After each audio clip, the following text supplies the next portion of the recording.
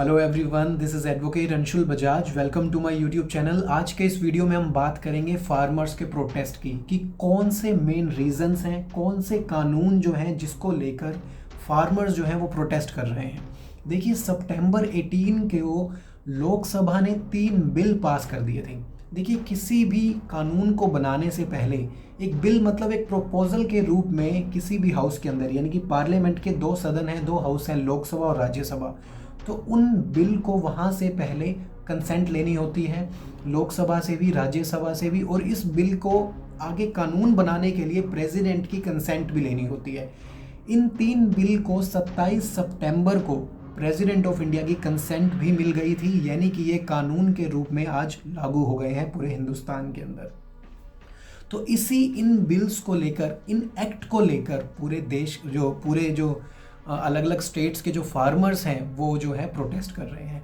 अब इन एक्ट्स की हम बात करते हैं, ये कानून की हम बात करते हैं। ये कानून किस लिए इनको इतना ज़्यादा इसके ऊपर प्रोटेस्ट किया जा रहा है?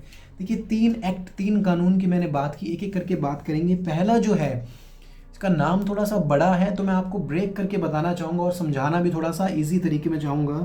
The farmers empowerment and protection. पहले जो एक्ट का नाम है उसके अंदर 2 वर्ड्स यूज़ किए गए, एम्पावरमेंट एंड प्रोटेक्शन। फार्मर्स को प्रोटेक्ट करने के लिए कैसे प्रोटेक्ट किया जाएगा, आगे पढ़िए इसके अंदर। अग्रीमेंट ऑन प्राइस एश्योरेंस, कि जो प्राइस जो एश्योरेंस है उसके अंदर अग्रीमेंट बनाकर, यानी कि कोई भी बात हो रही है, फॉर एग्जाम्पल अगर कोई बायर है वो परचेज कर रहा है फार्मर से, कोई भी गेहूं परचेज कर रहा है, चावल परचेज कर रहा है, तो उन दोनों के बीच में, यानी कि बायर और फार्मर के बीच में एक कॉन्ट्रैक्ट बनेगा, ताकि जो फार्मर्स हैं उनके राइट्स जो हैं वो एक्सप्लॉइट ना हो बिल्कुल भी, ताकि उनके राइट्स का बहुत ज़्यादा संभाल रखा जाए। उसके बाद आगे बढ़ते हैं, एंड फार्म सर्विसेज एक्ट 2020। तो ये पूरा नाम है इस एक्ट का, the farmers empowerment and protection agreement on price assurance and farm services act 2020। तो इसके अंदर इशू क्या है जो फार्मर्स के राइट्स के लिए हुआ है? देखिए, पहली बात, इसके अंदर जो फार्मर्स के राइट को प्रोटेक्ट किया जा रहा है वो है अग्रीमेंट, यानी कि लीगली कागज के बेसिस पे ऊपर, कॉन्ट्रेक्चुअल बेसिस के ऊपर जो है फार्मर्स के राइट को जो है प्रोटेक्ट किया जा रहा है। अब देखिए, थोड़ा सा ध्यान से समझिए, हमारे देश के अंदर जो जितने भी फार्मर्स हैं, अगर मैं 70% फार्मर्स की बात करूं तो वो स्मॉल स्केल पर हैं, छोटे किसान हैं।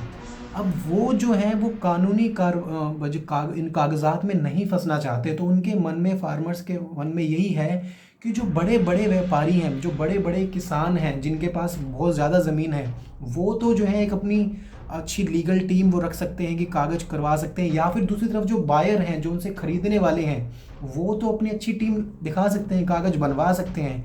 लेकिन जो 70% इस देश के किसान हैं, वो कैसे लीगली समझेंगे इन चीज़ों को कि उनके राइट्स को एक्सप्लॉइट सच में हो रहा है या उनके राइट्स उनको मिल रहे हैं? तो इसको लेकर यहाँ पर जो है इशू क्रिएट हो रहा है। यानी कि जो लास्ट में जो वर्ड यूज़ हुआ, आप उसको देखिए, फार्म सर्विसेज।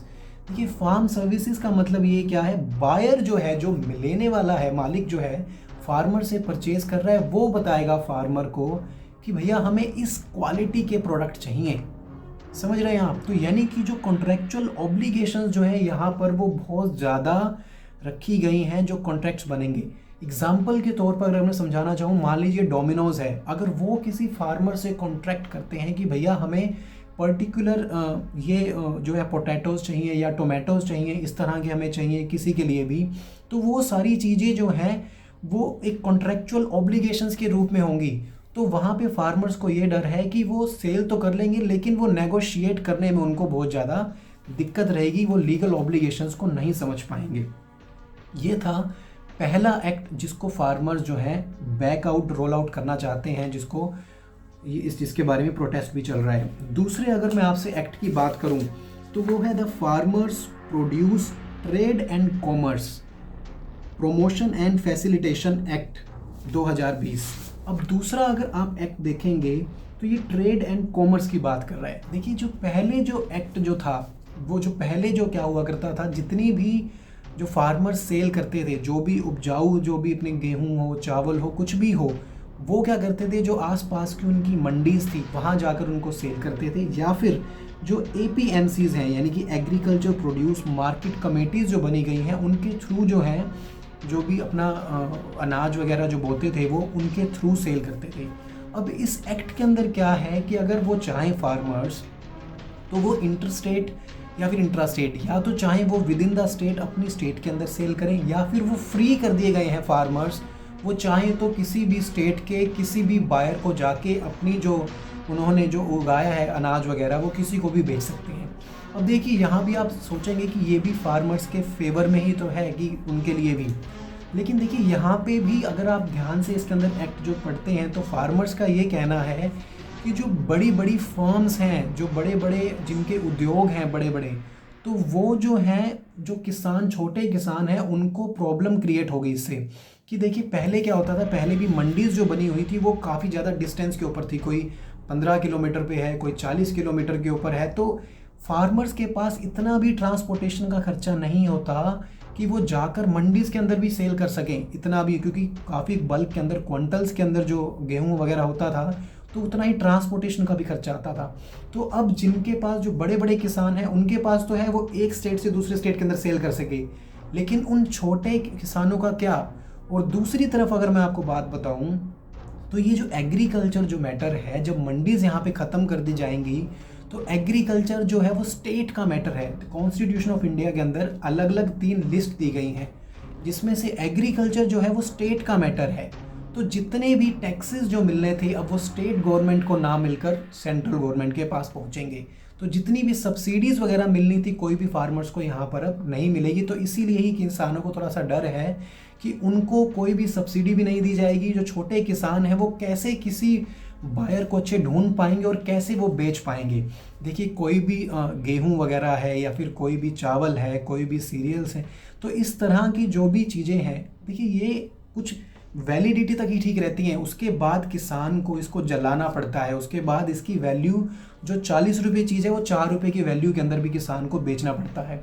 तो यही कुछ रीजंस भी हैं जो आपने देखा होगा कि सुसाइड्स वगैरह भी कमिट बहुत ज़्यादा होते हैं। अगला जो एक्ट है वो है असेंशियल कमोडिटीज़ अमेंडमेंट एक्ट 2020। देखिए असेंशियल कमोडिटीज़ एक्ट जो है वो नया नहीं है, इसके अंदर अमेंडमेंट मतलब कुछ चेंजेस किए गए हैं। देखिए असेंशियल कमोडिटीज़ को पहले आप समझिए। देखिए असेंशियल कमोडिटीज़ का मतलब ये है कि ऐसे प्रोडक्ट्स, ऐसी वस्तु जो असेंशियल हैं, जो बहुत ज़्यादा ज़रूरी हैं।